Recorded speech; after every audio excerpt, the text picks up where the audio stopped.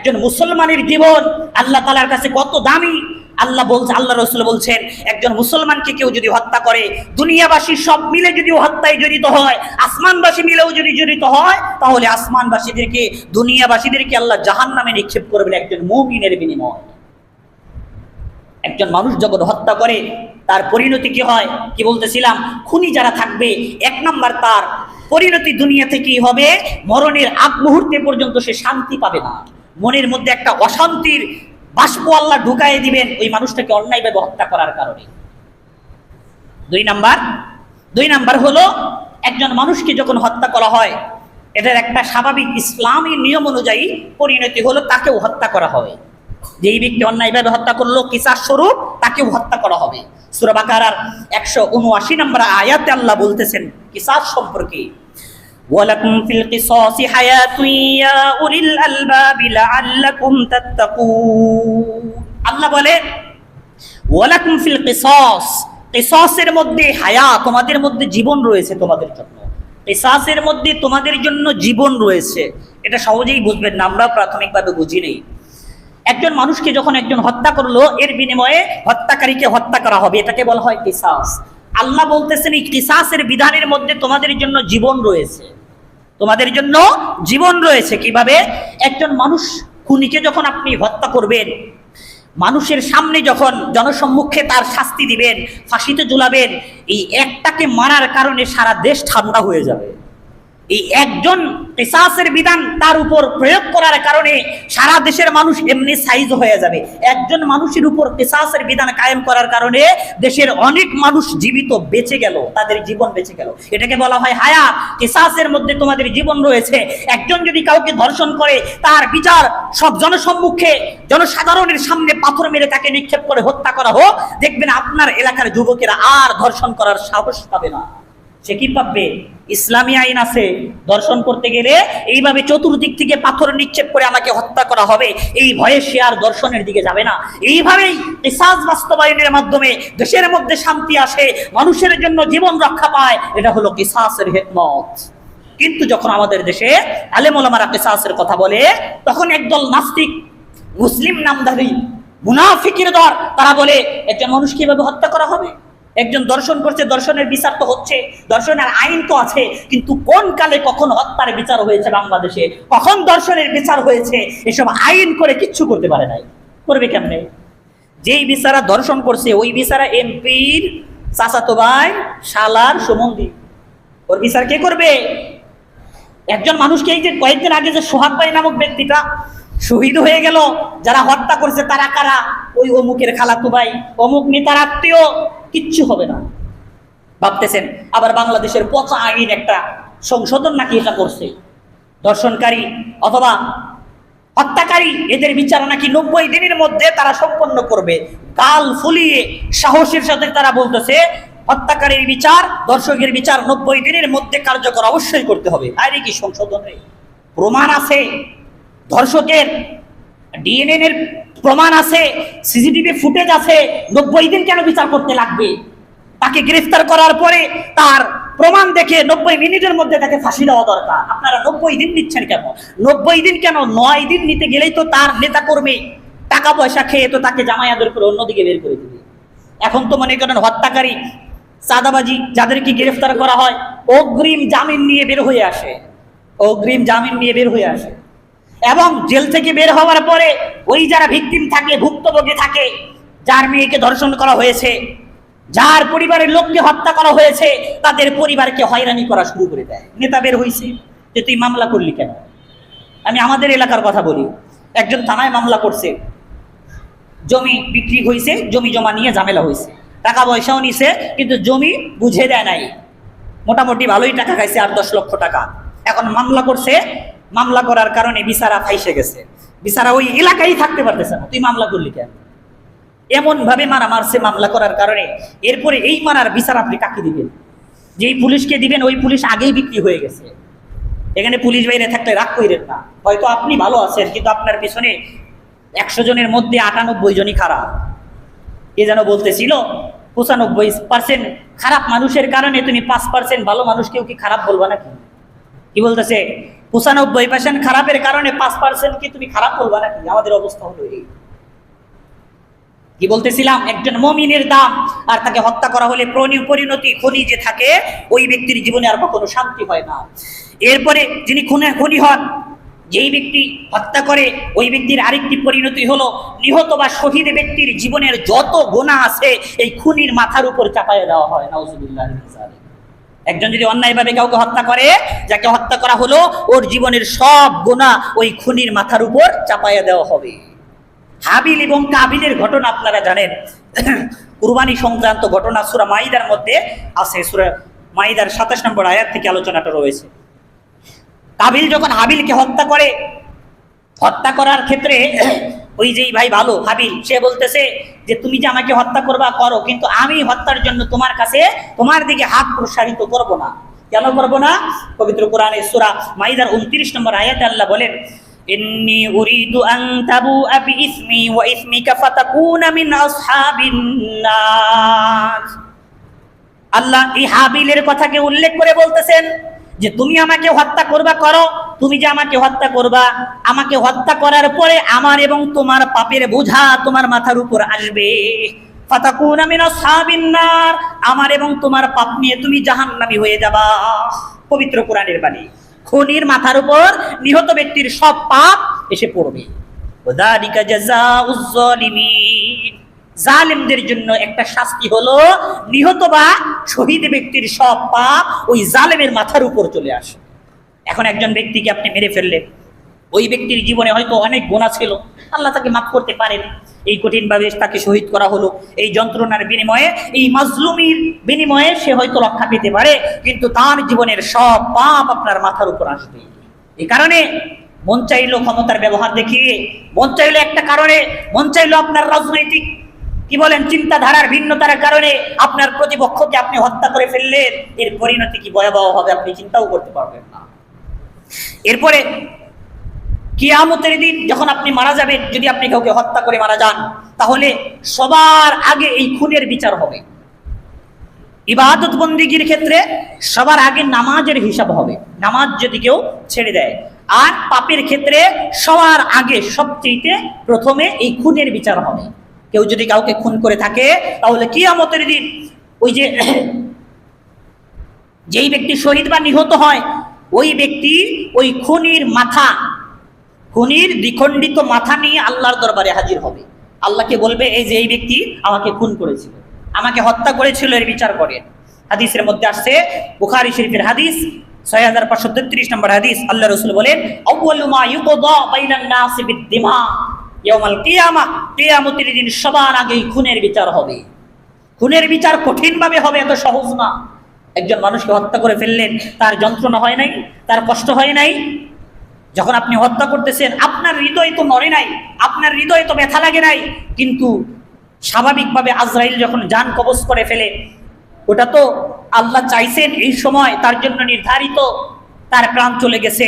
কিন্তু আপনি যখন একজন মানুষকে হত্যা করলেন, এটার একটা প্রারম্ভিক বাস্তবতা এবং অস্তিত্বশীল একটা প্রমাণ হলো আপনি ওই ব্যক্তির জন্য আল্লাহ তকদির যেখানে নির্ধারণ করে রেখেছে যে এই ব্যক্তির 30 বছর পর্যন্ত এই ব্যক্তি জীবিত থাকবে, আপনি যখন তাকে হত্যা করলেন, এক নাম্বার আপনি কাজ করলেন আল্লাহর সিদ্ধান্তকে আপনি প্রশ্নবিদ্ধ করে, আল্লাহর সিদ্ধান্তকে দ্বিখণ্ডিত করে সময় হওয়ার আগেই তাকে মেরে ফেললেন। এখন আপনারা হয়তো বলতে পারেন যে তকদির তো যখন মানুষ মারা যাবে ওই সময়ই তার মরণ হবে, এটা তো আল্লাহর চূড়ান্ত বিধান, এটা আল্লাহর চূড়ান্ত বিধান, এটা হবে, কিন্তু আপনার মাধ্যমে কেন? আপনি যখন এই কাজটা করলেন আল্লাহর কাছে জবাব দিতে হবে। এই কারণে হাদিসের মধ্যে আসছে, অন্যায়ভাবে কেউ যদি কাউকে হত্যা করে, মুসলমানকে কেউ যদি হত্যা করে, হত্যা করার পরে সে কাফের হয়ে যায়, কাফের। আপনারা বলতেছেন হুজুর এটা কি কোন আপনি? জি এটা কই, বুখারী শরীফের টাটকা সহিহ হাদিস, বুখারী শরীফের 40 নম্বর হাদিস। এই হাদিসের মধ্যে আমরা সবাই হাদিসটা জানি, 40 হাদিসের মধ্যে আছে, সিবাবুল মুসলিমি ফুসুকুন, একজন মুসলমানকে গালি দেওয়া ফাসিকি কবিরা গুনাহ, ওয়া কিতালুহু কুফরু, আর হত্যা করা কুফরি গুনাহ। কি গুনাহ? কুফরি গুনাহ। আপনি অন্যায়ভাবে একজন মুসলমানকে হত্যা করলেন, আপনার ঈমান চলে গেছে, আপনি কাফের হয়ে গেছেন। আর কাফেরের শাস্তি কি? সূরা নিসার 93 নম্বর আয়াতে আল্লাহ বলতেছেন, একজন মুমিন হত্যাকারী একজন মুসলমানের জীবন ধ্বংসকারী ব্যক্তি যে কাফের, তার জন্য যে জাহান্নাম, এটার প্রমাণ সূরা নিসার 93 নম্বর আয়াত। ওই আয়াতে আল্লাহ বলেন, وَمَن يَقْتُلْ مُؤْمِنًا مُتَعَمِّدًا فَجَزَاؤُهُ جَهَنَّمُ। আল্লাহ বলেন, কোন ব্যক্তি যদি ইচ্ছাকৃতভাবে যদি কোন মুমিনকে হত্যা করে, ফাজাযাউহু জাহান্নাম, ওই ব্যক্তির জন্য শাস্তি স্বরূপ প্রতিদান হলো জাহান্নাম। আর এই জাহান্নামে কিভাবে থাকবে? খালিদান ফিহা, চিরস্থায়ী সে জাহান্নামের মধ্যে থাকবে। আমরা আলোচনার শুরুতে এই যে জাহান্নাম সম্পর্কে যে আলোচনা করতেছিলাম, আপনারা শুনেছেন স্থায়ীভাবে কারা জাহান্নামে থাকবে? কাফের, মুশরিক, মুরতাদ, মুনাফিক। এই চার শ্রেণীর মানুষ জাহান্নামে স্থায়ীভাবে থাকবে। তাহলে যেই ব্যক্তি মুমিনকে হত্যা করবে, আল্লাহ তাআলা এই আয়াতের মধ্যে আল্লাহ বলতেছেন ওই ব্যক্তি খালিদান ফিহা, ওই ব্যক্তি চিরস্থায়ীভাবে জাহান্নামে থাকবে। তাহলে এর গুনাহটা কি? নাই কাফের হবে, নাই মুশরিক হবে, নাই মুনাফিক হবে, নাই মুরতাদ হবে, তিনটির কোনোটাই না। কাফের যেটা কুফর, এই কুফরের গুনাহ হত্যাকারীর উপর আসে, ওই ব্যক্তি কাফের হয়ে যায়। ওই ব্যক্তি যদি খাঁটিভাবে মুমিন না হয়ে তওবা না করে, এবং যেই ব্যক্তি ভুক্তভোগী নিহত পরিবারের কাছ থেকে ক্ষমা না চায়, ইসলামী সিস্টেম অনুযায়ী যদি মাফ না চায়, তাহলে ওই ব্যক্তির ঈমান নবায়ন হবে না, ওই ব্যক্তি ক্ষমা পাবে না, কাফের হয়ে সে জাহান্নামের মধ্যে যাবে। এ কারণে একজন মুমিন হত্যায় যেন কখনোই আমার সংস্পর্শতা না থাকে। একজন মুমিন হত্যার ক্ষেত্রে আমি যেন কখনোই জড়িত না হই। অথবা আমরা কেউ কেউ কখনো কখনো বলি, হত্যা তো করি না, হত্যা করার রাস্তা খুলে দেয়। এটার কি পরিণতি হবে? সূরা বনী ইসরাঈলের একটি আয়াত রয়েছে, সূরা মাইদার 32 নম্বর আয়াত। এই আয়াতের মধ্যে বলা হয়েছে, আপনি যদি সরাসরি কোনো মুমিন হত্যায় জড়িত হন, তাহলে তো এই সূরা নিসার 93 নম্বর আয়াতে আল্লাহ বললেন, ফাজাযাউহু জাহান্নামু খালিদান ফিহা, চিরস্থায়ীভাবে আপনি জাহান্নামে যাবেন। বুখারী শরীফের 48 নম্বর হাদিসের মধ্যে রাসূল বললেন, সিবাবুল মুসলিমি ফুসুকুন ওয়া কিতালুহু কুফরুন।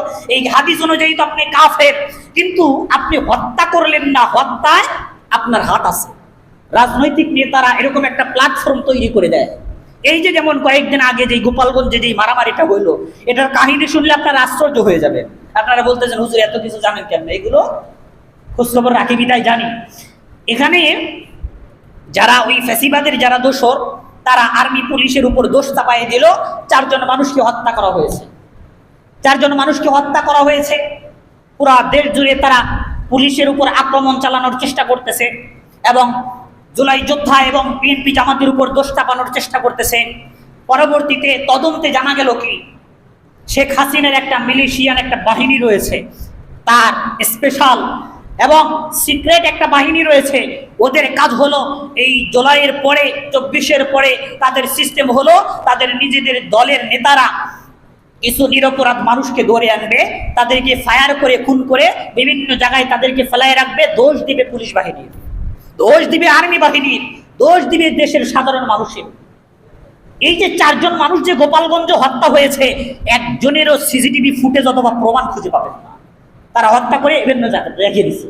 স্বরাষ্ট্রমন্ত্রীর পক্ষ থেকে বলা হয়েছে যে আর্মি, পুলিশ, আইন শৃঙ্খলা বাহিনী কেউ সরাসরি গুলি চালায় নাই, গুলি চালাইলেও রাবার গুলি চালাইছে, যেগুলো মনে করেন ক্ষত হয় না।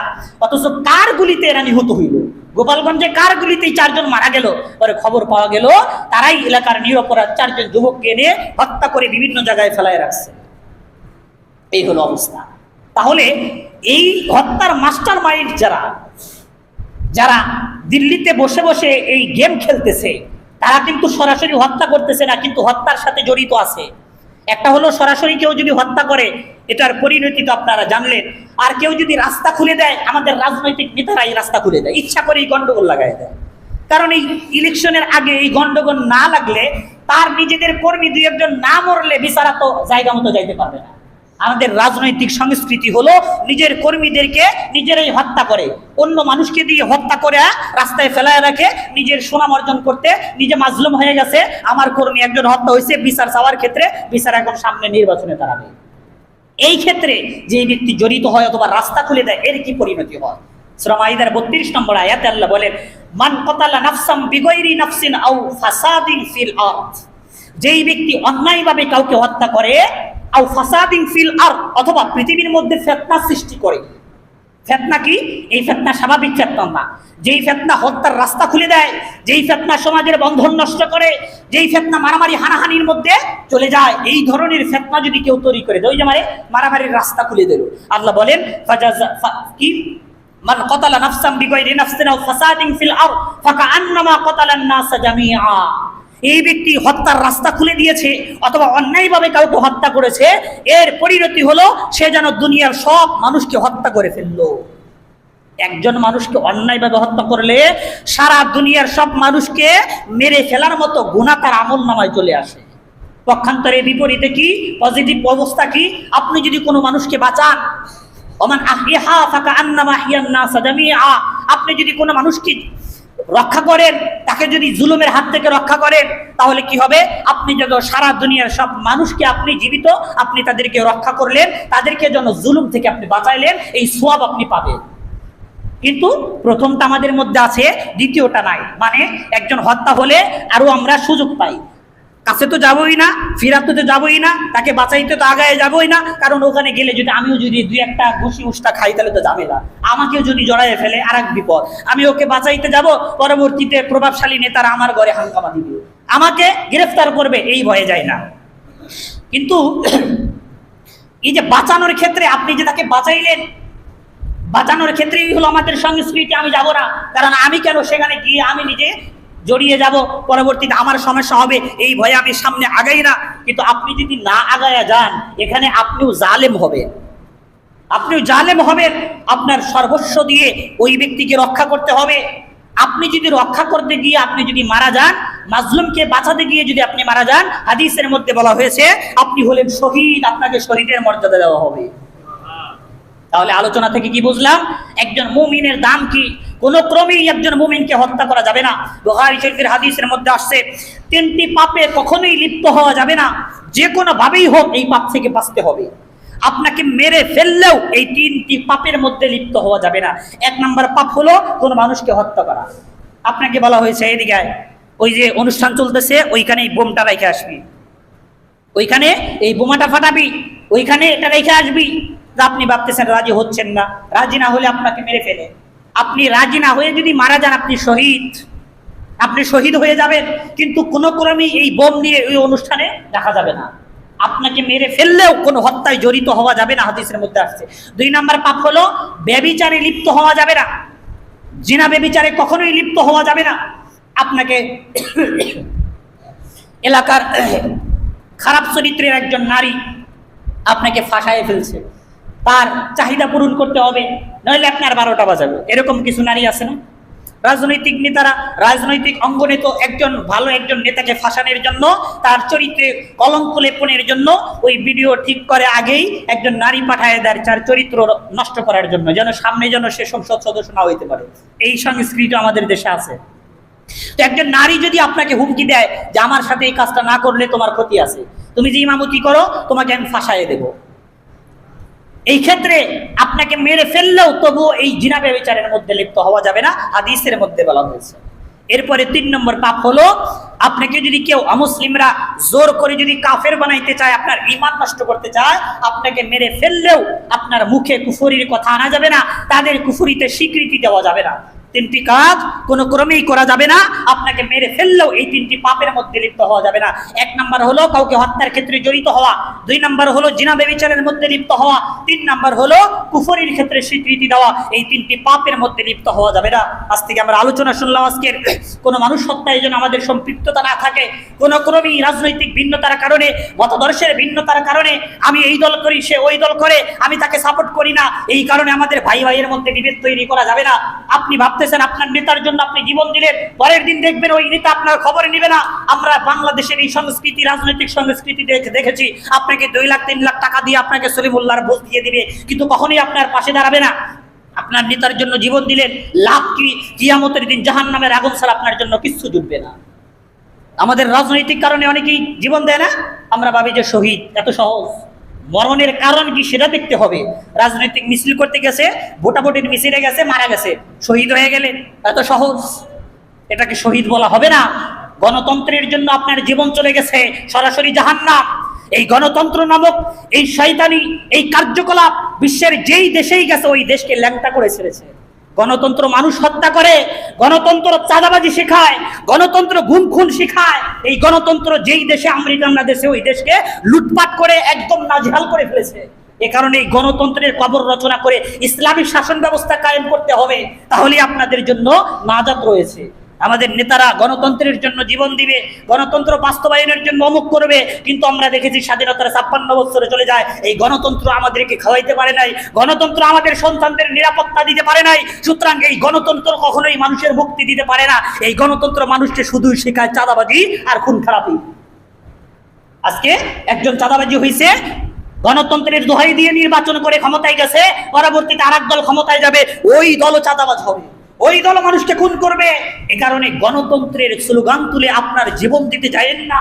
অপারগ হয়ে যদি আপনাকে ভোট দিতে হয়, সক্রিয়ভাবে সেখানে অংশগ্রহণ করবেন না, আপনার বাধ্য হয়ে ভোট দিতে হবে। ভোট দিলেন, এলাকার মধ্যে চেয়ারম্যানে কয়েকজন দাঁড়াইছে, এর মধ্যে যেই ব্যক্তি ভালো থাকে আপনি ভোট দেন, আপনার সমস্যা হবে না। আপনি মনে প্রাণে গণতন্ত্রকে বিশ্বাস করেন না, কিন্তু সামাজিকতার ক্ষেত্রে একজন ভালো মানুষ চেয়ারম্যানে দাঁড়াইছে, মেম্বারে দাঁড়াইছে, এই ব্যক্তিকে ভোট দিলে আপনার সমাজের উন্নতি হবে, আপনার সমাজের ভালো হবে, এই ব্যক্তিকে ভোট দিয়ে ভাই 200 টাকা 300 টাকার বিনিময়ে ভোট বিক্রি করে নিজেদের উপর আবার জালেম চাপায়েন না, পরিণতি খুব খারাপ হবে, আমানতের খেয়ানত হবে। আর আল্লাহ কি বলছেন, আপনি যেই ধরনের মানুষ আপনার নেতাও হবে ওই ধরনের জালেম। জাতি যে ধরনের হয় ওদের উপর নেতা নিযুক্ত হয় ওই ধরনের। আপনি যদি আপনার খেয়ানত নষ্ট করেন, আপনি যদি 500 টাকা 1000 টাকার বিনিময়ে ভোট বিক্রি করেন, আপনার নেতা হবে আপনার মাথার উপর চড়ে হাডুডু খুলবে। এ কারণে আমাদের এই খেয়ানত করা যাবে না। আল্লাহ আমাদেরকে বোঝার তৌফিক দান করুন। আজকে আমাদের আলোচনার বিষয় সাম্প্রতিক সময়ের সাথে সম্পৃক্ত বর্তমান বাংলাদেশে সবচেয়ে যেই বিষয়টি সচরাচর মানুষের মধ্যে ঘটতেছে সেটা হলো মানুষ হত্যা। আজকে আমাদের আলোচনার বিষয়বস্তু হলো মুমিন হত্যা। মুমিনকে হত্যা করলে কি পরিণতি হয়? একজন মুসলমানকে অন্যায়ভাবে যদি হত্যা করা হয় তাহলে তার পরিণতি কি হয়? আজকে আমাদের আলোচনার বিষয়বস্তু হলো এটা। আমরা খুব ভালোভাবে লক্ষ্য করেছি, ফ্যাসিস্ট সরকার আমাদের দেশ থেকে পালিয়ে যাওয়ার পরে উল্লেখযোগ্য হারে চাঁদাবাজি, খুন, মারামারি, রাজনৈতিক প্রতিহিংসা এগুলো বেড়ে গেছে। বিশেষ করে মানুষ হত্যার বিষয়টি অনেক বেড়ে গেছে। আমাদের বাংলাদেশের সবচেয়ে সস্তা যে জিনিস সেটা হলো মানুষের জীবন। এটা সবচেয়ে সস্তা, এটার দাম বেশি বাড়ে না। কয়েকদিন আগে মাত্র 10,000 টাকার বিনিময়ে একজন মানুষকে খুন করা হয়েছে। কয় টাকা? 10,000 টাকা। একজন মানুষের দাম কি 10,000 টাকা? তাহলে মানুষের জীবন খুব সস্তা। মানুষের জীবন সস্তা, ওই জীবন চালাইতে যা দরকার হয় সেটা দাম, সেটা বাংলাদেশে অনেক দামি।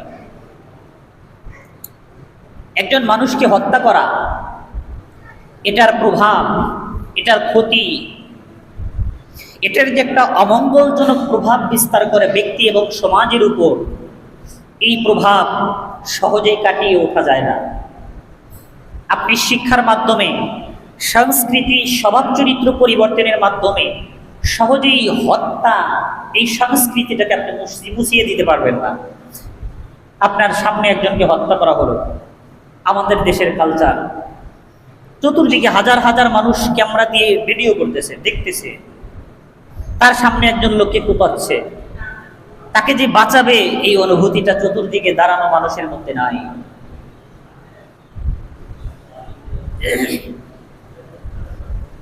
একজন লোক অ্যাক্সিডেন্ট করেছে গাড়িতে, তার অবস্থা খুব খারাপ, কাতরাচ্ছে, তাকে ধরার আগে আগে ভিডিও করতে হবে। যদিও 2-1 হৃদয়বান মানুষ তাকে ধরে, ধরাধরি করে একটু তার সেবা করার চেষ্টা করে, কিন্তু এই অসুস্থ লোকটাকে গাড়িতে করে যে হাসপাতালে নিয়ে যাবে, কোনো গাড়ি যেতে চায় না। আবার হাসপাতালে নিয়ে যাবে, হাসপাতালে নিয়ে গেলে যে এত সহজ তা না। আগে আপনাকে পরিচয় দিতে হবে, টিকিট কাটতে হবে, ফর্ম নিতে হবে, টাকা জমা দিতে হবে, এরপরে ভর্তি। এর মধ্যে মারা গেলে কোনো দায় নাই।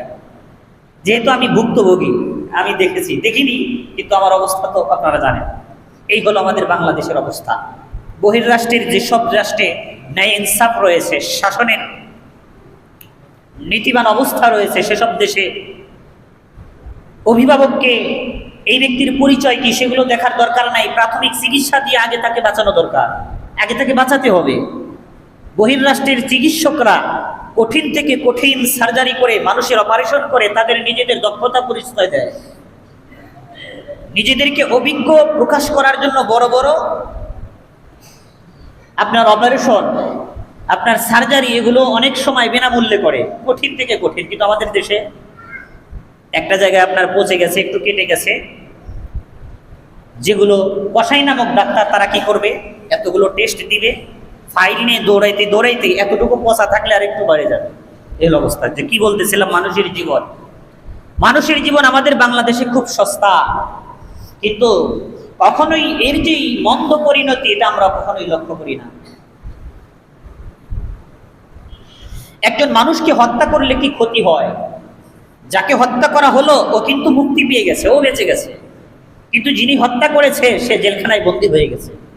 কারণ হাদিসের মধ্যে আসছে, কোনো ব্যক্তি যদি অন্যায়ভাবে কাউকে হত্যা করে, যেই ব্যক্তি হত্যাকারী, জালেম, খুনি, মৃত্যুর আগ মুহূর্ত পর্যন্ত তার মধ্যে যে একটা আল্লাহ জ্বলন তৈরি করে দেয়, অর্থাৎ মনের পেরেশানি, অশান্তি তার হৃদয়ের মধ্যে সবসময় হুটহুট করে তাকে খেয়ে ফেলে। এটা হলো খুনি বা হত্যাকারীর একটা অন্যতম একটা শাস্তি। অন্যায়ভাবে যদি কেউ কাউকে হত্যা করে, মরণের আগ পর্যন্ত ওই ব্যক্তির মনের মধ্যে শান্তি থাকবে না। আমি নিজ চোখে দেখেছি, আমাদের গ্রামে একজন নিরপরাধ ব্যক্তিকে হত্যা করা হলো। হত্যা করা হয়েছে কেন? মানে যাকে খুন করছে ওই ব্যক্তির আত্মীয় স্বজন, একজন নেতাই তাকে হত্যা করছে, অর্থাৎ শ্বশুরকে হত্যা করে ফেলেছে। কেন?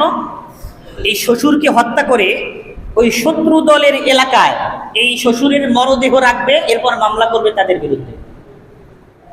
শত্রুদের উপর বিজয় লাভ করার জন্য নিজের একজন রক্তের আত্মীয়কে হত্যা করে ফেলেছে। ওই ব্যক্তিকে যখন মারা হলো, প্রায় 7 জন 8 জন মিলে ওই মুরব্বী লোকটাকে হত্যা করেছে। 2 কান কেটে ফেলেছে, চোখ দুটো উড়ায় ফেলছে, হাত পা ভেঙে ফেলছে। মানে এমনভাবে মারছে, 20-30 জন মিলে মারলে বিভিন্ন জায়গায় এলো পাথারি যেই ক্ষত সৃষ্টি হয়, ওইভাবে তাকে হত্যা করা হয়েছে। ওই হত্যাকারীদের মধ্যে 2-3 জন ভালো লোকও ছিল, শয়তানের ফাঁদে পড়ে, প্ররোচনায় পড়ে, টাকা পয়সার লোভে পড়ে ওই হত্যাকারীদের সাথে জড়িত হয়ে গেছে। তার মধ্যে 2 জন অলরেডি মারা গেছে, পাগল হয়ে মারা গেছে। 3 জন লোকের মধ্যে 2 জন লোক পাগল হয়ে মারা গেছে। যখন সে পাগল হয়ে গেল, আমাদের পাশের বাড়ি ছিল প্রায়, ওই লোকটা সব সময় ঘুমের তালে ঘুমাইতে পারতো না। কিছুক্ষণ পরে পরে বলতো, আমাকে তোরা মারিস না, আমাকে তোরা মারিস না। ঘুমের মধ্যেই বলতো, আমাকে তোরা মাফ করে দে, আমাকে তোরা মাফ করে দে। ওই যে যাকে হত্যা করছে ওই মুরব্বী লোকটা হয়তো হাতে পায়ে ধরছিল, ভাই আমাকে মারিস না। হাদিসের মধ্যে আসছে, মৃত্যুর আগ মুহূর্ত পর্যন্ত খুনির অন্তরে শান্তি থাকে না। আজকাল আমাদের সংস্কৃতি হয়ে গেছে, আমার দলের মতের সাথে না মিললে সে রাজাকার, সে সন্ত্রাস, জঙ্গি, এই ট্যাগ দিয়ে তাকে হত্যা করা হয়। আজকাল আমাদের সংস্কৃতি হয়ে গেছে, আমি আওয়ামী লীগ করলে আমার ভাই বিএনপি করবে কেন, সে আমার শত্রু। রাজনৈতিক ভিন্নতার কারণে আমার আপন ভাইকে আমি হত্যা করে ফেলতেছি, আমার বিবেক একটু কি বাধে না? রাজনৈতিক প্রতিহিংসার কারণে, আমাদের সামাজিক ভিন্নতার কারণে, আমার মতাদর্শের পার্থক্যের কারণে আমি আমার আত্মীয় স্বজনকে বিসর্জন দিলাম, আমার হৃদয় একটু কি কাঁপে না? আমি ভাবলাম তাকে হত্যা করে ফেললেই আমার রাজনৈতিক রাস্তা পরিষ্কার হয়ে যাবে, কিন্তু না, আল্লাহ এটা নিদর্শন পৃথিবীর প্রত্যেকটি প্রাণীর অন্তরে ঢুকায় দেয়। কিভাবে? আপনি আপনার নিজের স্বার্থ উদ্ধারের জন্য অন্যায়ভাবে একজনকে মেরে ফেললেন, এটার প্রভাব কি হবে? আপনি কি ভাবতেছেন গ্রামের সব বিরোধী পক্ষকে হত্যা করে আপনি এমপি হয়ে যাবেন? আপনি এমপি হইলেন, এরপর কি হবে? ওই আপনার এলাকার গরু ছাগল পর্যন্ত আপনাকে দেখলে ঘৃণা করবে। এটা হলো খুনির একটা প্রভাব। জুলুম করে, মানুষ হত্যা করে যারা ক্ষমতায় যায়, তাদেরকে কি সাধারণ মানুষ ভালো চোখে দেখে? ঘৃণার চোখে দেখে। এমনকি মানুষ এটাও ভাবে, ওরে যদি সুযোগ পায় ওরেও সরায় দেব। কি বলেন? একজন মানুষ যদি জুলুম করে, মানুষ হত্যা করে আসনে বসে, সাধারণ মানুষের চিন্তা ভাবনা কি হয়? সুযোগ পাইলে তোরে খাইছি। ও কি নিরাপদ? ও কিন্তু নিরাপদ না। সমাজের মধ্যে মানুষের কাছেও নিরাপদ না, এই পৃথিবীতে বিদ্যমান কোন প্রাণীর কাছেও তার জন্য ভালোবাসার কোনো জায়গা নাই। আর কিয়ামতের দিন তার জন্য ভয়াবহ শাস্তির ব্যবস্থা রয়েছে। হাদিসের মধ্যে আসছে, মুসলিম শরীফের হাদিস, তিন কারণে মানুষকে ন্যায়সঙ্গতভাবে হত্যা করা জায়েজ। এই তিনটি কারণ ছাড়া কোনো ক্রমেই কোনো মানুষকে হত্যা করা যাবে না। এক নাম্বার কারণ হলো, সে যদি কাউকে অন্যায়ভাবে হত্যা করে, যাকে বলা হয় কিসাস। একজনকে হত্যা করেছে অন্যায়ভাবে, এর বিনিময়ে কিসাস স্বরূপ তাকেও হত্যা করা হবে।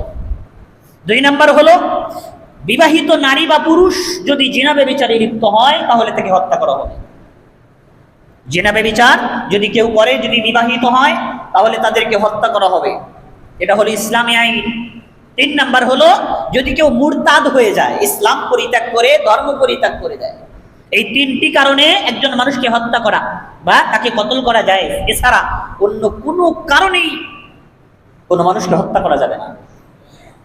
কিন্তু আজকাল আমরা কি করতেছি, এই তিনটি কারণ তো পাওয়া তো দূর কি বাত, এইগুলোর কারণে যদি কোনো ইসলামিস্ট, কোনো ইসলামিক স্কলার যদি বক্তব্য দেয় শরীয়তের বিধান, কেউ কাউকে হত্যা করলে এর পরিণতি হত্যাকারীকে হত্যা করা হবে, কিসাস নেওয়া হবে, এটা যদি শুরু করা হয়, একটু যদি বলা হয়, আমাদের দেশের পশ্চিমা কুকুররা ঘেউ ঘেউ শুরু করে, এই যে শুরু হয়ে গেছে ইসলামী নীতি নিবিড়ির মানে মানুষ হত্যার গণজোয়ার। তারা বলে কি ইসলামের নিয়মটা কি ভয়ানক, কি নির্মম, একজন মানুষকে হত্যা করা হবে। এই নিয়ম তারা মানতে রাজি না, অথচ মাসের পর মাস, এমনকি কোনো কোনো দিন 8টা 10টা 20টা পর্যন্ত হত্যা হয়ে যাচ্ছে, সেগুলোর বিচার হয় না, হত্যা বন্ধ করতে পারে না, ধর্ষণ বন্ধ করতে পারে না, নিজেদের মানব রচিত প্রপাগান্ডা আর তন্ত্রমন্ত্র সংসদে বাস্তবায়ন করে কিছুই করতে পারতেছে না। ধর্ষণের বিরুদ্ধে বিচার আছে না, আইন আছে না সংসদে, ধর্ষণের বিচার হয়। বাংলাদেশের বাস্তবতা কি জানেন আপনারা? বাংলাদেশের বাস্তবতা হলো আজ পর্যন্ত ধর্ষণের কোনো বিচারই সঠিকভাবে হয় নাই। আপনি একটা দেখান আমাদের। ভাবতেছেন নোয়াখালীর সেই ফেনীর নুসরাত হত্যায় 16 জনকে ফাঁসির আদেশ দেওয়া হলো, আপনি কি মনে করছেন একজনেরও ফাঁসি হয়েছে? একজনেরও ফাঁসি হয় নাই। আপনি কি ভাবতেছেন সিলেটের সেই খাদিজা নামক মেয়েটা, তাকে ধর্ষণ করে তার গলা দ্বিখণ্ডিত করা হয়েছে, তার বিচার হয়েছে? কিচ্ছু হয় নাই। খালি পত্রিকায় দেখবেন এতজনের ফাঁসির আদেশ কার্যকর করা হবে, অমুক সময় তার ফাঁসি হবে, অমুককে গ্রেফতার করা হয়েছে, কিন্তু খোঁজ নিয়ে দেখেন এই গেট দিয়ে ঢুকাইছে, ওই গেট দিয়ে জামাই আদর করে বের করে দিয়েছে। এই কয়েকদিন আগে আমাদের সোহাগ ভাই নামক একজন নিরপরাধ ব্যক্তি শহীদ হলো না? কিসের কারণে? চাঁদা না দেওয়ার কারণে। টাকা পয়সা দেয় নাই, চাঁদা। যারা চাঁদা তোলে এরা মনে করে এদের মায়ের অন্য আর একটা জামাই তাদের জন্য এই চাঁদার টাকা তাদের জন্য নির্দিষ্ট রাখছে, তাদের বাপদাদার সম্পত্তি রেখে গেছে, নেতা হইলে তাকে চাঁদা দিতে হবে, আর চাঁদা না দিলেই তাকে খুন করতে হবে। কিছু টাকা পয়সার বিনিময়ে একজন জন্ত মানুষকে, তার 2টা সন্তান আছে, আমি উপর থেকে 8-10 কেজি একটা পাথর সদরে নিক্ষেপ করে তার মাথা থেতলে দিচ্ছি, এতটা সহজ? এই হত্যার সাথে যারা জড়িত, দুনিয়াতে কোনো শান্তি নাই, পরকালে তার জন্য জাহান্নামের শাস্তি। একজন মানুষকে যখন হত্যা করা হয় আল্লাহ কতটা রাগান্বিত হয়। হাদিসের মধ্যে দেখেন, তিরমিজি শরীফের একটি হাদিস আসছে, তিরমিজি শরীফের 1398 নম্বর হাদিস। এই হাদিসের মধ্যে আল্লাহ রাসূল কতটা কঠিনভাবে হত্যাকারীদের ব্যাপারে বলেছেন। যদি কোনো মুমিনকে হত্যা করা হয়, লাউ আন্না আহলাস সামাই ওয়া আহলাল আরদি ইশতারাকু ফি দামিন মুমিনিন লাআকাব্বাহুমুল্লাহু ফিন নারি লা ইউবালি। রাসূল বলেন, আসমানবাসী এবং জমিনবাসী মিলে যদি কোনো মুমিন হত্যায় জড়িত হয়, আসমানের সব বাসিন্দারা, দুনিয়ার সব মানুষ মিলে যদি কোনো একজন মুমিনকে হত্যা করতে যায়, একজন মুমিনের রক্ত প্রবাহিত হওয়ার ক্ষেত্রে দুনিয়াবাসী, আখিরাত, আসমানবাসী যদি জড়িত থাকে, রাসূল বলেন আসমানবাসী, জমিনের সব মানুষগুলো, পৃথিবীর সব মানুষগুলোকে আল্লাহ একজন মুমিনের বিনিময়ে জাহান্নামে দিবেন, কোনো ধরনের পরোয়া করবেন না। একজন মুমিনের রক্তের বিনিময়ে আল্লাহ তাআলা আসমানের সব বাসিন্দাকে এবং পৃথিবীর সব মানুষকে আল্লাহ জাহান্নামে দিবেন, এক মুহূর্তের জন্য আল্লাহ ভাববেন না। একজন মুমিনের দাম কত! আর আজকাল আন্তর্জাতিক রাজনৈতিক ক্ষেত্রে মুসলমানের জীবন অনেক সস্তা। মুসলিম রাষ্ট্র হইলেই সেখানে জঙ্গিবাদের নামে, সেখানে অস্ত্র আছে এই প্রপাগান্ডার নামে, এই বাহানায় ওই দেশে আক্রমণ করা হয়, হাজার হাজার লক্ষ লক্ষ মুসলমান মানুষদেরকে হত্যা করা হয়। এটা হলো আন্তর্জাতিক নিকৃষ্ট আন্তর্জাতিক রাজনৈতিক চিত্র। সেই চিত্রগুলো মুসলিম রাষ্ট্রগুলোতে বাস্তবায়নের প্রপাগান্ডা ছড়ানো হচ্ছে, বিশেষ করে আমাদের দেশেও সেটা চালু হচ্ছে। কিভাবে? কয়েকদিন আগে আপনারা শুনেছেন আমাদের বাংলাদেশে মানবাধিকার সংস্থা কায়েম করবে, সংস্থা কার্যালয়ে বসাবে। আপনারা ভাবতেছেন কি হয়েছে, হুজুররা খালি বেশি কথা কয়, হুজুররা খালি বেশি বোঝে। মানবাধিকার সংস্থা আমগো বাংলাদেশে হইলে তো আর ভালো। জাতিসংঘের একটা সংস্থা আমাদের বাংলাদেশে যদি হয়, তাহলে আমাদের বাংলাদেশের মাজলুম জনগণ মনে হয় রক্ষা পাবে। যারা বৈষম্যের শিকার তারা মনে হয় সঠিক বিচার পাবে। জি না, অত সোজা না। এই জাতিসংঘ নামক এই শয়তান পৃথিবীর যে কোনো রাষ্ট্রে, যেই রাষ্ট্রগুলোতে তাদের এই সমাজ কল্যাণ, তাদের এই মানবাধিকার সংস্থা বসাইছে, ওই দেশকে ল্যাংটা করে ছেড়েছে। ওই দেশের সাধারণ মানুষ, বিশেষ করে মুসলিম সমাজগুলো এমনভাবে নিষ্পেষিত হচ্ছে, ইসলামের সিটাফাটা কিচ্ছু আর থাকে নাই। এটা মানবাধিকার সংস্থা না, এটা জুলুমের সংস্থা। এই মানবাধিকার সংস্থানের নামে বাংলাদেশে কার্যালয় বসাতে যাচ্ছে। এর বিনিময়ে কি হবে? এর বিনিময়ে আমাদের দেশের প্রতিটি মুসলিম জনতার চরিত্রের মধ্যে এলজিবিটি এবং ওই পতিতাবৃত্তি এবং এই বেশ্যার নামক এই পতিতার এই কর্মটাকে মুসলমান চরিত্রের মধ্যে ঢুকাইয়ে দিবে। আপনি যদি বেশ্যাদের বিরুদ্ধে যান, আপনি গ্রেফতার হবেন। আপনি যদি পতিতায় যারা চাকরি করে তাদের বিরুদ্ধে কথা বললে আপনি গ্রেফতার হবেন। কোন আইনে গ্রেফতার হবেন? ওই মানবাধিকার সংস্থানের জের ধরে বলবে সে তার কর্ম করতেছে, তোমার সমস্যা কি? তোমাকে কি ডিস্টার্ব করতেছে নাকি? তার কর্ম সে করতেছে, আপনি বিরোধিতা করলে আপনি কারাগারে। এটা হলো মানবাধিকার সংস্থানের কাজ। এ কারণে বাংলাদেশের আলেমরা, বাংলাদেশে যেন মানবাধিকার সংস্থা না হয়। আরে মানবাধিকার সংস্থা যদি করতে হয়, ফিলিস্তিনে কেন করো না? তোমরা কাশ্মীরে কেন করো না? তোমরা সিরিয়ায় কেন করো না মানবাধিকার সংস্থা? সেখানে লক্ষ লক্ষ মুসলমানরা জবাই হচ্ছে, মুসলিম শিশুরা নির্যাতিত হচ্ছে, মুসলিম মা বোনেরা ধর্ষণের শিকার হচ্ছে। সেখানে কি তোমাদের মানবাধিকার সংস্থা যায় না? মানুষের সেবা করতে আসছো তোমরা। তোমাদের এই কাল্পিক চেহারাগুলো মুসলমানেরা খুব ভালো করেই জানে। এই কারণে বাংলাদেশের তাওহীদি জনেরা বাংলাদেশে কোনো মানবাধিকার সংস্থার নামে শয়তানের আস্তানা খুলে দিতে চায় না। এই কারণে মানবাধিকার সংস্থা বাংলাদেশের আলেম ওলামা সাপোর্ট করে না। কি বলতেছিলাম? আল্লাহ রাসূল বললেন, একজন মুমিন হত্যায় যদি পৃথিবীবাসী, সারা পৃথিবীর সব মানুষ এবং আসমানবাসী যদি জড়িত হয়, তাহলে পৃথিবীর সব মানুষকে আল্লাহ জাহান্নামে নিক্ষেপ করবেন, এক মুহূর্তেও পরোয়া করবেন না। এটা হলো একজন মুমিনের দাম। আজকাল আমাদের কি হচ্ছে? মুসলমানদের কাছে মুসলমানদের দাম নাই, মুসলমানদের কাছে মুসলমানের দাম নাই। একজন দাড়ি টুপিওয়ালা মুসলমান যদি হত্যা হয়, তাকে যদি শহীদ করা হয়, এই দেশের শয়তানের শয়তানের সহচর মিডিয়া নামক শয়তানগুলো সেগুলো আর প্রচার করে না। মুসলমানদের উপর নির্যাতিত হলে এই দেশের শয়তান নামক সুশীলগিরি যারা আছে, এরা আর প্রচার করে না, এরা আর প্রতিবাদ করে না। কিন্তু দেখা যায় ওই যে পশ্চিমা কালচারে যারা ভেসে গেছে, তাদের উপর সামান্যতম কোনো ধরনের কিছু হলে তারা নিউজ করে পুরা পত্রিকাগুলো ভাসায় ফেলায়। এই যে গোপালগঞ্জে যে কয়েকদিন আগে আমাদের জুলাই যোদ্ধা এনসিবির নেতৃকর্মীদের উপরে আক্রমণ করা হলো, সেখানে ভারী ভারী অস্ত্র দিয়ে তাদের উপর আক্রমণ করা হয়েছে, সেগুলোর সিসিটিভি ফুটেজ সবকিছু আছে। এরপরেও এই সন্ত্রাসীদেরকে এই মিডিয়া নামক সন্ত্রাসীরা কখনোই জঙ্গি বলে না। জঙ্গি কাদেরকে বলে? রেজাউল করিম আবরার, আসিম আদনান, ওই যে বড় বড় আলেম ওলামা কোন সময় কত সালে কখন পাকিস্তান সফরে গিয়েছিল, কখন তারা আফগানিস্তানে ঘুরতে গিয়েছিল, ওই জের ধরে এদেরকে জঙ্গি দিয়ে মামলা দেওয়া হয়েছে। এই মামলা মোটামুটি আন্দোলন চলতেছে। কয়েকদিন আগে সংবাদ সম্মেলন করেছে, তারা নাম দিয়েছে। যেই ব্যক্তি মামলা করেছে ওই ব্যক্তিকে প্রশ্ন করা হলো, এই আলিমদের বিরুদ্ধে আপনি জঙ্গি মামলা কেন দিলেন? ওই লোকটা বলতেছে সরকারের আদেশে এটা করা হয়েছে, এবং বলা হয়েছে নাম দিছি তাতে কি হয়েছে? নাম দিলাম তাই কি কিছু হয়ে গেল নাকি? নাম দিছে, তারপরে তার বিরুদ্ধে কি বলেন তদন্ত হবে, অমুক হবে। হাই রে কথা রে, মন চাইলো আপনি নাম দিয়ে দিলেন। আপনি আপনার বাবার নাম কেন দিলেন না? আপনার মায়ের নাম কেন দিলেন না? আপনি বলতেছেন মন চাইছে নাম দিয়ে দিছেন, নাম একটা দিয়ে দিলেই হলো। তার বিরুদ্ধে আপনি তদন্ত নাই, তার বিরুদ্ধে কোনো ধরনের প্রমাণ নাই, কোনো ধরনের অভিযোগ নাই, আপনার মন চাইছে একজন হুজুরকে নাম দিয়ে দিচ্ছেন, মামলা দিয়ে দিচ্ছেন, জঙ্গিবাদের মামলা দিয়ে দিচ্ছেন। এরপরে এই হুজুরকে কোনো করবে প্রাথমিকভাবে গ্রেফতার করা হবে, 6 মাস 7 মাস তাকে ঘোরানো হবে, গরির রশি দিয়ে বাঁধা হবে, এখান থেকে সেখানে তাকে টেনে হিস্ট্রি নেওয়া হবে। এরপরে বলা হবে এই ব্যক্তির বিরুদ্ধে যেই মামলা ছিল সেটা প্রমাণিত না, এই ব্যক্তির বিরুদ্ধে অপবাদ দেওয়া হয়েছিল, তাকে খালাস দেওয়া হলো।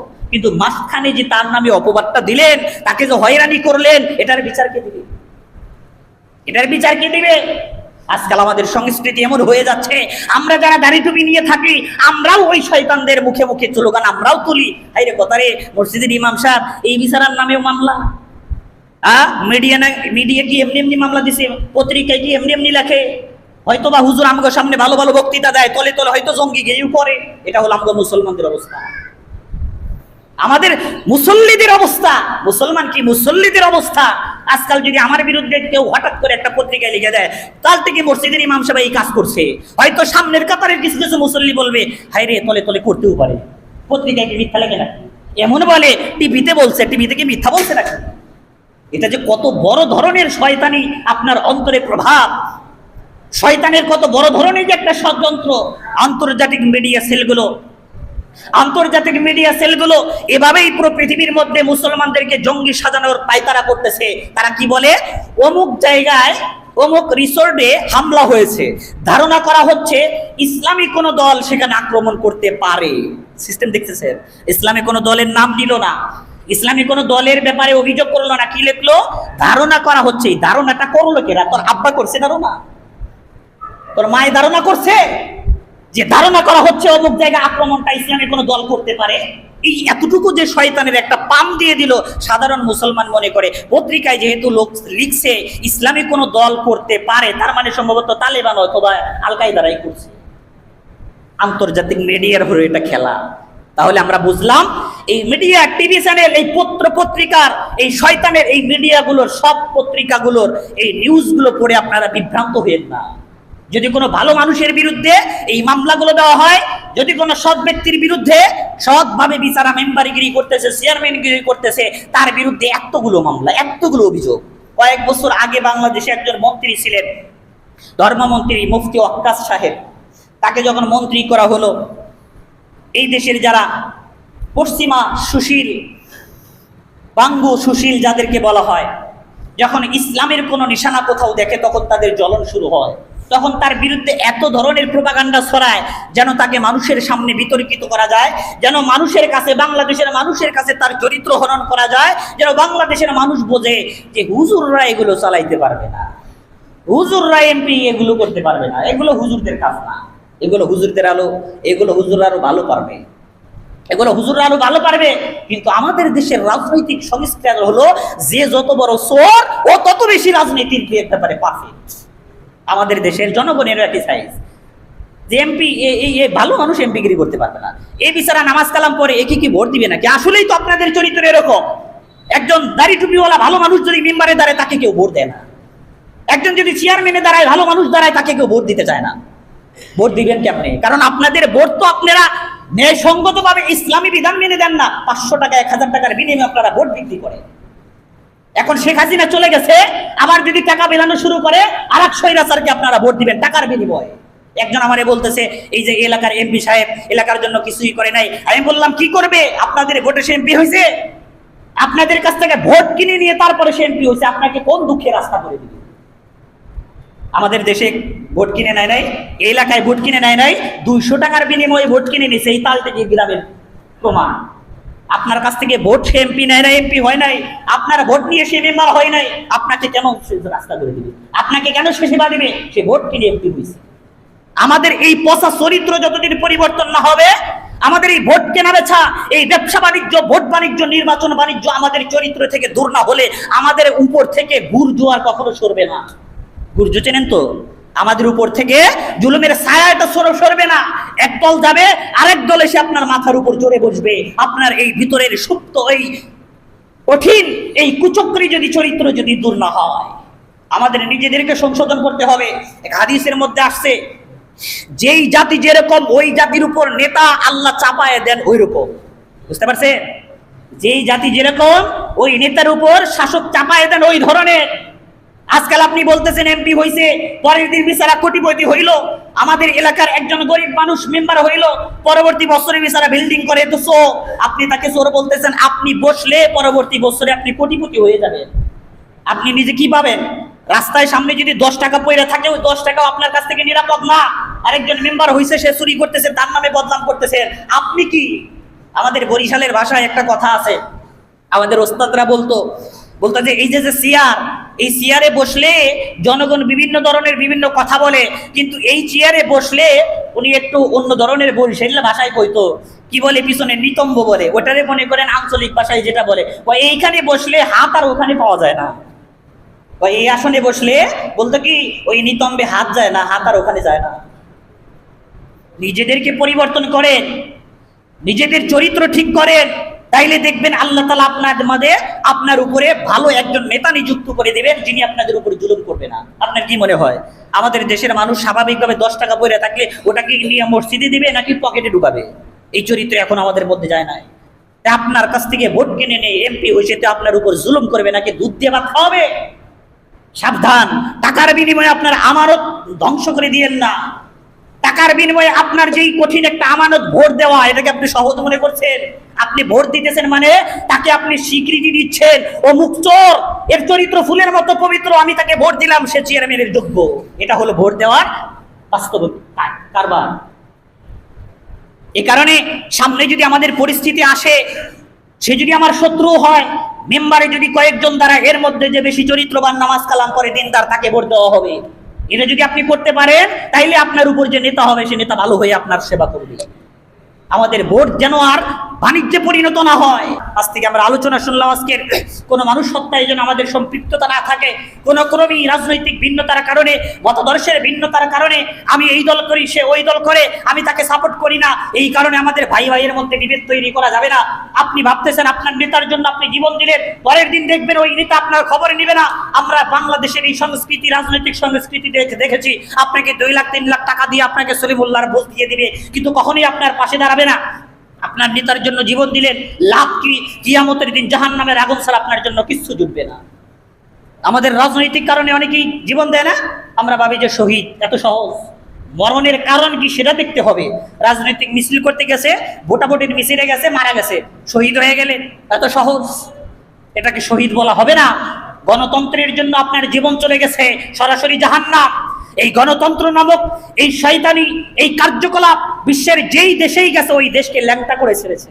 গণতন্ত্র মানুষ হত্যা করে, গণতন্ত্র চাঁদাবাজি শেখায়, গণতন্ত্র গুম খুন শেখায়। এই গণতন্ত্র যেই দেশে আমেরিকান দেশে ওই দেশকে লুটপাট করে একদম নাজেহাল করে ফেলেছে।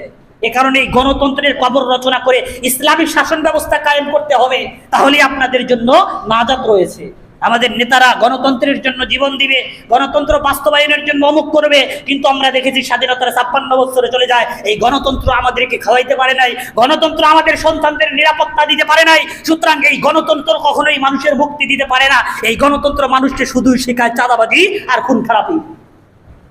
আজকে একজন চাঁদাবাজি হয়েছে, গণতন্ত্রের দোহাই দিয়ে নির্বাচন করে ক্ষমতায় গেছে, পরবর্তীতে আরেক দল ক্ষমতায় যাবে, ওই দলও চাঁদাবাজ হবে, ওই দল মানুষকে খুন করবে।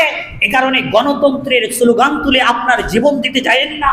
অপারগ হয়ে যদি আপনাকে ভোট দিতে হয়, সক্রিয়ভাবে সেখানে অংশগ্রহণ করবেন না, আপনার বাধ্য হয়ে ভোট দিতে হবে। দিলেন, ভোট দিলেন, এলাকার মধ্যে চেয়ারম্যানে কয়েকজন দাঁড়াইছে, এর মধ্যে যেই ব্যক্তি ভালো থাকে আপনি ভোট দেন, আপনার সমস্যা হবে না। আপনি মনে প্রাণে গণতন্ত্রকে বিশ্বাস করেন না, কিন্তু সামাজিকতার ক্ষেত্রে একজন ভালো মানুষ চেয়ারম্যানে দাঁড়াইছে, মেম্বারে দাঁড়াইছে, এই ব্যক্তিকে ভোট দিলে আপনার সমাজের উন্নতি হবে, আপনার সমাজের ভালো হবে, এই ব্যক্তিকে ভোট দিয়ে ভাই 200 টাকা 300 টাকার বিনিময়ে ভোট বিক্রি করে নিজেদের উপর আবার জালেম চাপায়েন না, পরিণতি খুব খারাপ হবে, আমানতের খেয়ানত হবে। আর আল্লাহ কি বলছেন, আপনি যেই ধরনের মানুষ আপনার নেতাও হবে ওই ধরনের জালেম। জাতি যে ধরনের হয় ওদের উপর নেতা নিযুক্ত হয় ওই ধরনের। আপনি যদি আপনার খেয়ানত নষ্ট করেন, আপনি যদি 500 টাকা 1000 টাকার বিনিময়ে ভোট বিক্রি করেন, আপনার নেতা হবে আপনার মাথার উপর চড়ে হাডুডু খুলবে। এ কারণে আমাদের এই খেয়ানত করা যাবে না। আল্লাহ আমাদেরকে বোঝার তৌফিক দান করুন, আল্লাহ আমাদেরকে এগুলো বোঝার তৌফিক দান করুন, সুস্থভাবে ঈমান নিয়ে পরকালে আল্লাহর সামনে দাঁড়ানো তৌফিক দান করুন। আমিন ওয়া আখিরু দাওয়ানা আলহামদুলিল্লাহ।